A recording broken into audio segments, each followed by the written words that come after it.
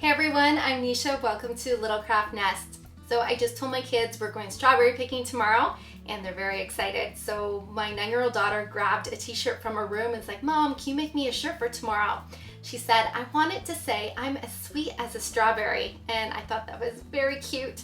So we are making her a shirt. I just started working on her design here. She told me the colors of vinyl she wanted to use. So we're going to be using glitter red for the strawberry, 2 different shades of green, and black.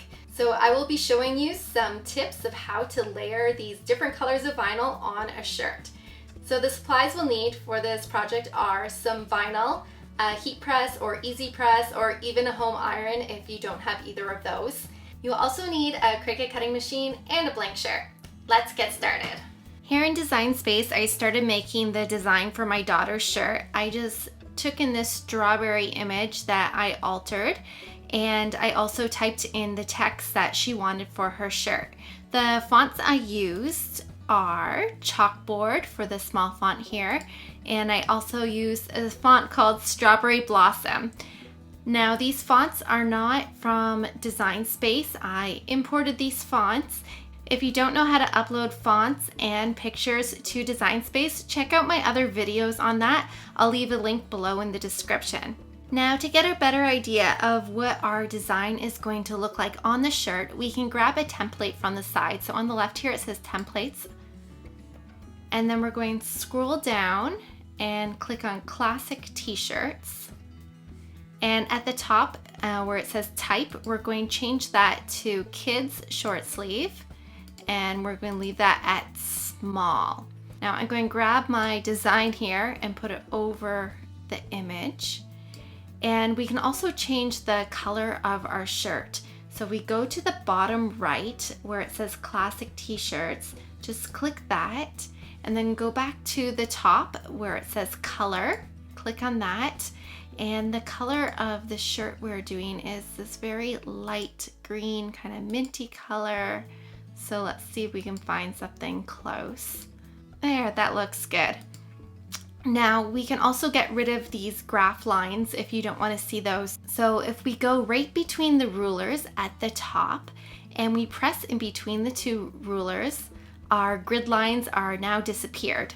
We've chosen the kids classic t-shirt and it looks like our design is too small. We can zoom in, but I often don't like to trust the accuracy of the measurements. On Design Space, always measure your shirt or whatever material you're using before you do your design. So if I were to stretch this out, you kind of get an idea of what the shirt will look like. However, it says this is 10.6 inches wide, and that is way too big. So I've already measured my daughter's shirt and the size that I want. So we are going to do 6.2 inches wide. And that's the size we're actually going to need. Now we can get rid of this template if we want. Just go to the bottom, press the little I, and that's disappeared, and you can see our design here again. Now I have a few different layers here. I'm going to zoom in so you can see this better there. We're back at 100%. We have the red layer, which I am going to be doing that in glitter.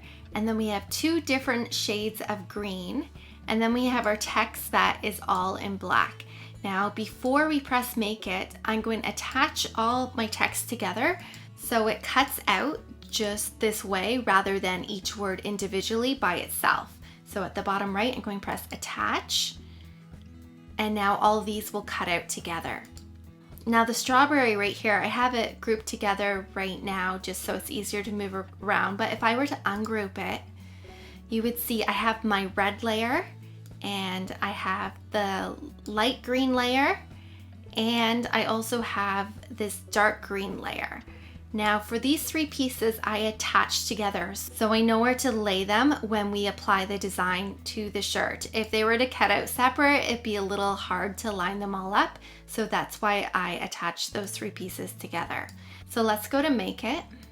Now, because we're working with heat transfer vinyl, we're going to have to mirror our image. So below each of our mats, we're going to have to click on mirror. So the black mat, we've mirrored that. Now let's click on the light green.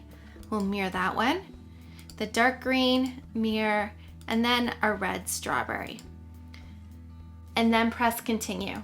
We will be using iron-on for this project, so we're going to click that. But just remember, before we get to our strawberry, we are going to have to go up to the top and change our setting to glitter iron-on because we'll be using a different material.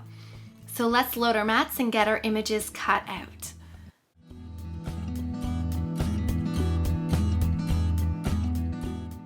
When placing your vinyl on the mat, make sure you place the shiny side facing down and the dull side facing towards you.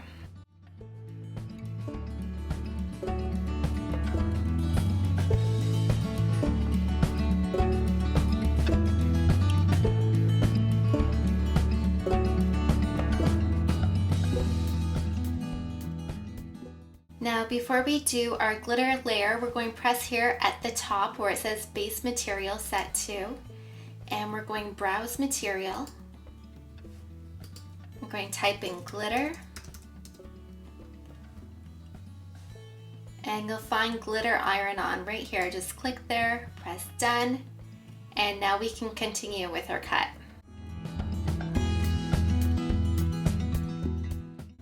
Our designs are all cut out. I'm just going to trim some of the edges before I start weeding.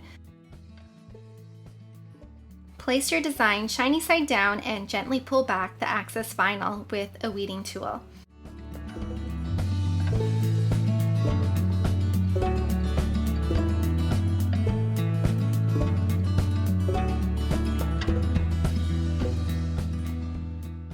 I've heated my heat press up to 150 degrees Celsius, but before we begin to press our design on our shirt, we need to prepare the shirt. So I'm first going to use a lint roller to remove any loose fibers or dirt on the shirt, and then I'm going to give it a quick press to remove any moisture. To help us with lining up our design, I'm going to fold the shirt in half, lining the seams together, and give it a quick press so we can easily find our center. Now our text is the largest piece of our design, so I'm going to gently fold it in half and pinch the top and bottom so I know where the center is of my design. Let's line up the text with the crease in the shirt and add the other elements of our design. It may take a few tries to line it up right. I like to leave my computer open so I can refer back to the original design. That way I know where each piece needs to be placed. Now I just realized that when I was cutting my design, I didn't take into account that the strawberry actually sticks out past the text. So I'm going to move it over a little so it's properly centered. We can't press our design all together as our carrier sheets are all overlapping. Let's remove our strawberry layer, keeping the strawberry together, and we're only going to be pressing our text. I'm laying a Teflon sheet on top to protect my fabric. I typically press my designs on my shirts for 12 to 15 seconds, but because we're laying multiple layers, I'm just going to press for 10 seconds. If you're using an Easy Press, check out the Cricut Easy Press guide to determine the right time and temperature for you, and I'll leave the link for that in the description box below. Let's peel off our carrying sheet. Oh, it's looking so good. Now we need to add our strawberry back on top. We are going to leave the glitter layer on the bottom and slowly peel off our stem, but we're going to keep our two stem pieces attached to each other.